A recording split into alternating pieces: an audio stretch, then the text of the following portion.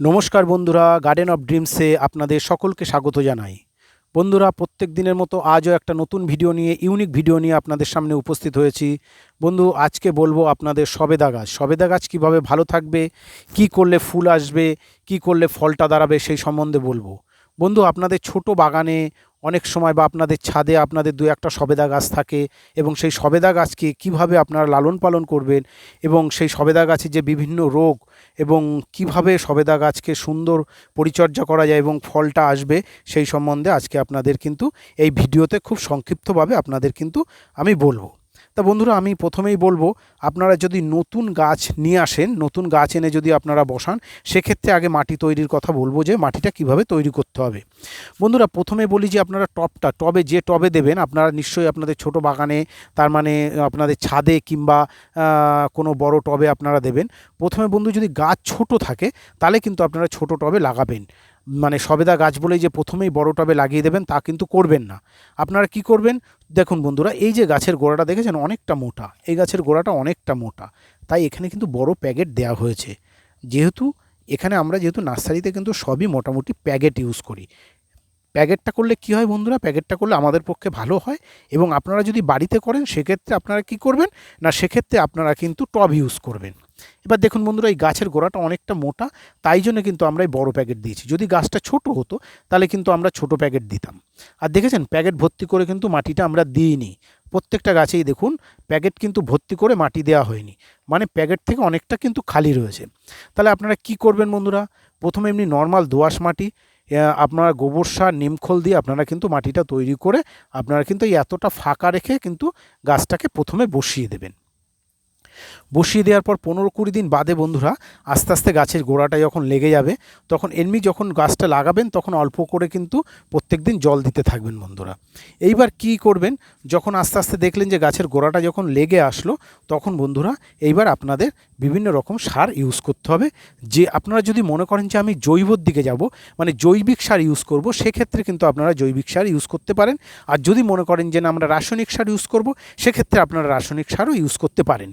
তবে বন্ধুরা, বাড়ির ক্ষেত্রে আপনাদের জৈবিক সারটা ইউজ করাই ভালো।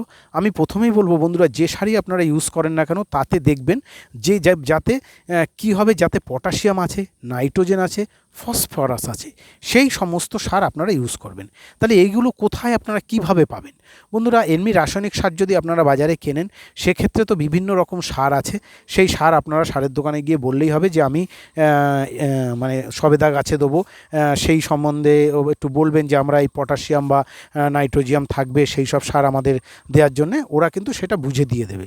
এবার যদি আপনারা ঘরোয়া উপায় করতে চান, না দাদা আমি ঘরোয়া উপায় করতে চাই, যে আমি কী করতে হবে সেক্ষেত্রে বন্ধুরা, আপনারা একটা কাজ করবেন, আপনারা কিছু হাড়ের গুঁড়ো আর কিছু শস্যের খোল একসঙ্গে মেশাবেন। মিশিয়ে বন্ধু, আর তাতে একটু শিংকুচি দিয়ে, তাতে বন্ধু আর একটু নিমখোল দিয়ে আপনারা কিন্তু 10 থেকে 12 দিন সেটা ভিজিয়ে রাখবেন। ভিজিয়ে রাখার পর বন্ধুরা, সেই জলটাকে ভালো করে আরও কিছুটা জল দিয়ে সেই জলটাকে কিন্তু ভালো করে মিক্স করবেন। করে বন্ধুরা, তারপরে আপনারা কিন্তু গাছের গোড়ায় সেটা কিন্তু দিতে পারেন। সেক্ষেত্রে কিন্তু গাছ আস্তে আস্তে কিন্তু অনেক ডেভেলপ হবে।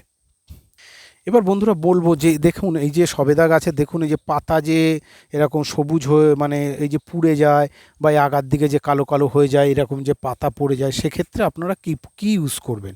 দেখেন এই যে পাতাগুলো পড়ে গেছে, আবার নতুন পাতা জন্মাচ্ছে ঠিকই, সেক্ষেত্রে আপনারা কি ইউজ করবেন বন্ধুরা? সেক্ষেত্রে আপনাদের বলবো, নর্মাল যদি বাড়ির গাছ হয়, তাহলে আপনারা নর্মাল কি করবেন, একটু নিম তেল ইউজ করে আপনারা স্প্রে করবেন, এই সমস্যা কিন্তু চলে যাবে। আর একটা জিনিস, সাপ পাউডার বলে একটা পাউডার পাওয়া যায় বন্ধুরা, সেইগুলোও কিন্তু আপনারা ইউজ করতে পারেন। একটু গাঢ় করে ইউজ করবেন বন্ধুরা, গাছ কিন্তু নর্মালভাবে ঠিক হয়ে যাবে। এবার বন্ধুরা বলবো, এই গাছের যখন ফুল আসবে, এই ফল দাঁড়ানোর জন্য আপনারা কি করবেন বন্ধুরা? একদম নর্মাল উপায়ে আপনাদের বলছি।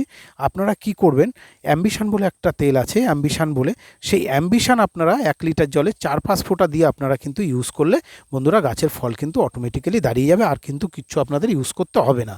সেক্ষেত্রে আপনারা এমনি নর্মালে আপনারা নিম তেল একটু ইউজ করেও দেখতে পারেন।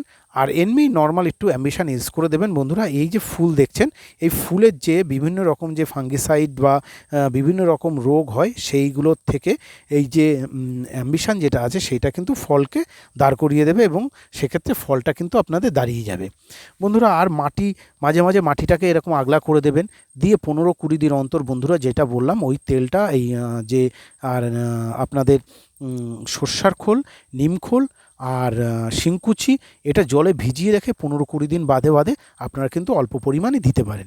এছাড়াও দেখছেন যদি গাছ তাতেও যদি ডেভেলপ না হয় বন্ধুরা, বাজার থেকে অল্প পরিমাণ সুফলা এনে খুব সামান্য 1 চামচ মতন এই গাছের গোড়ায় দেবেন না, পাশ থেকে খুঁড়ে আপনারা কিন্তু গাছের গোড়ায় দিয়ে দেবেন। তাহলে বন্ধুরা আস্তে আস্তে গাছটা ঠিক ডেভেলপের দিকে চলে যাবে। বন্ধুরা আজকে এই পর্যন্তই। আপনাদের যদি এই সম্বন্ধে আরও কিছু জানার থাকে আমাকে অবশ্যই কমেন্ট বক্সে কমেন্ট করবেন, আপনাদের কমেন্টসে আমি রিপ্লাই দেবো। বন্ধুরা ভালো থাকবেন, আর আমার এই চ্যানেল যদি ভালো লেগে থাকে আপনারা অবশ্যই আমার চ্যানেলটাকে সাবস্ক্রাইব করে বেল আইকনটা দাবিয়ে দেবেন। থ্যাংক ইউ বন্ধুরা।